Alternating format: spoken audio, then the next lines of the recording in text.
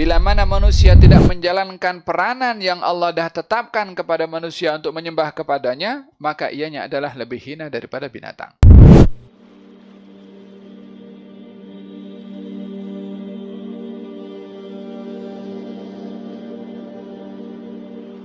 Surat Al-Anfal ayat 55. A'udzubillahi minasyaitonirrajim. Inna syarrad dawabi indallahi alladhina kafaru fahum la yu'minun. Sesungguhnya seburuk-buruk ad-dawab. Ad-dawab dalam arti bahasa semua yang melata di atas muka bumi ini namanya dabbah atau ad-dawab jamaknya. Ianya merangkumi manusia dan juga binatang. Inna syarrad dawabi, yakni seburuk-buruk yang melata di atas muka bumi ini di sisi Allah Subhanahu wa taala adalah orang-orang kafir yang mereka tidak beriman. Diberikan oleh Allah Subhanahu wa taala bagaimana kedudukan orang-orang yang tidak mengenali kepada Tuhannya. Ianya adalah lebih hina daripada binatang. Kedudukan binatang ini hina bukan dilihat daripada makhluk yang hina, tidak, karena ia adalah bahagian daripada makhluk Allah Subhanahu wa taala dan manusia memerlukan juga kepada binatang, baik itu untuk dimakan ataupun untuk transport ataupun untuk yang lainnya, keperluan-keperluan yang lain daripada binatang atau hayawan. Akan tetapi dilihat hinanya di sini daripada peranannya. Kalau kepada binatang itu makan, minum, kemudian menjaga generasi atau hubungan supaya berterusan, beranak pinak dan seterusnya.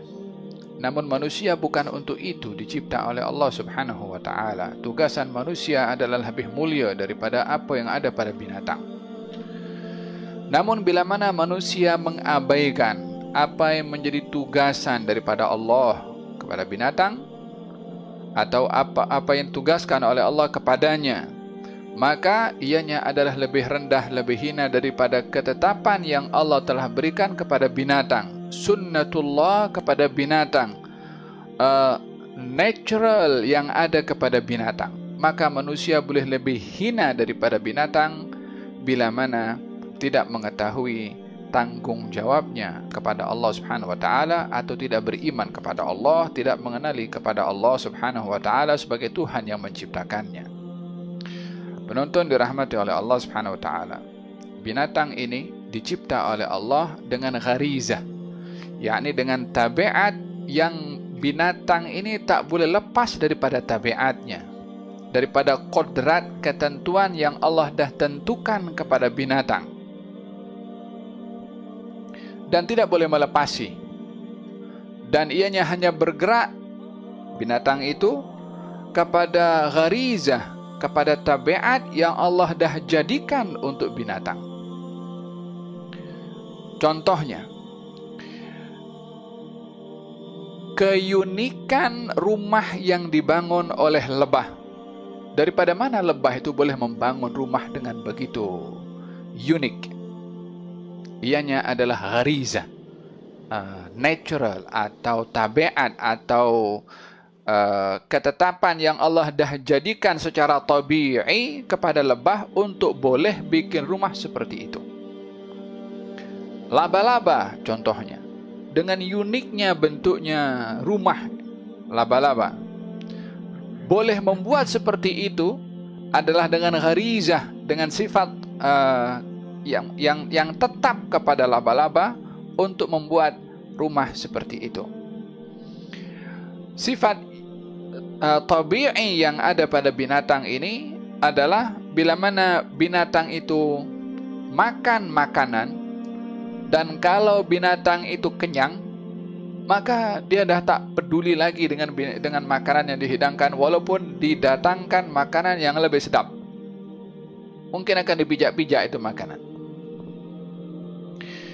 binatang yang dijadikan oleh Allah dagingnya boleh dimakan oleh orang lain, oleh manusia, maka binatang itu ketika melahirkan dan diambil, disembelih, tak marah dan tidak menentang serta tidak melawan kepada manusia yang menyembelihnya dan juga yang memakan dagingnya, karena tabiat yang Allah dah jadikan untuk binatang tadi adalah untuk manusia dan dagingnya dimakan oleh manusia, sehingga binatang itu pun menyerahkan atau takluk kepada tabiat yang Allah dah tetapkan kepada binatang tersebut. Apa yang menjadi perbezaan kepada manusia akan sifat yang ada kepada manusia, manusia lapar walaupun tidak tahu macam mana datangnya lapar dan macam mana nak makan. Haus, tak tahu macam mana datangnya haus, namun dia pun tak belajar macam mana nak makan atau macam mana nak minum. Secara tabi'i dia boleh buat juga. Macam juga dengan binatang juga. Namun yang menjadi perbezaan kepada manusia adalah manusia bila mana dihidangkan makanan, lalu sudah makan dan cuci tangan, kemudian beritahu, buah-buahannya belum dimakan lagi. Dia makan tak makan? Dia makan. Setelah dimakan buah-buahannya, dessert, es krim ke, wala puding ke, walaupun hanya satu sudu, dimakan walaupun sudah kenyang. Yang menjadi perbezaan, binatang kalau sudah kenyang dia tak tambah lagi, namun manusia akan tambah. Di dalam ilmu Animal Planet, keledai atau zebra, kalau ingin menyeberangi sungai, dengan dia melihat kepada kadar sungai itu dalamnya macam mana, dia boleh tahu dia boleh menyeberang atau tidak. Kalau dia pusing, maknanya dia tak boleh. Tapi kalau manusia, aku kena cuba dulu. Mungkin dengan aku berenang dan tambah lagi kekuatan, boleh melepasinya. Di sini perbezaan antara qanun mahkum alal hayawan, ketetapan yang Allah dah tetapkan secara tabi'i kepada binatang, dengan ketetapan yang Allah tetapkan kepada manusia. Manusia mempunyai pilihan, binatang tidak. Oleh karena binatang ini tunduk kepada hukum yang Allah sudah tetapkan secara tabi'i dan ikut saja, namun manusia bila mana ditetapkan oleh Allah untuk menyembah namun tidak menyembah kepada Allah Subhanahu wa taala, dan itu ketetapan yang Allah tetapkan kepada manusia, bila mana manusia tidak menjalankan peranan yang Allah dah tetapkan kepada manusia untuk menyembah kepadanya, maka ianya adalah lebih hina daripada binatang. Karena binatang, apa ketetapan yang Allah jadikan, dipatuh. Manusia, ketetapannya untuk menyembah kepada Allah. Kalau tidak menyembah, kalau tak kenal kepada Allah, maka ianya adalah lebih hina tugasannya berbandingkan kepada binatang. Inna syarrad dawabi indallahi alladzina kafaru. Sesungguhnya seburuk-buruk binatang yang melata di atas muka bumi ini, yakni makhluk yang melata di atas muka bumi ini, yang biasanya saya katakan tadi dabbah kepada binatang, namun kepada orang yang kafir, yang enggan kenal kepada Allah, enggan untuk menyembah kepada Allah, ianya adalah lebih rendah, lebih hina daripada binatang.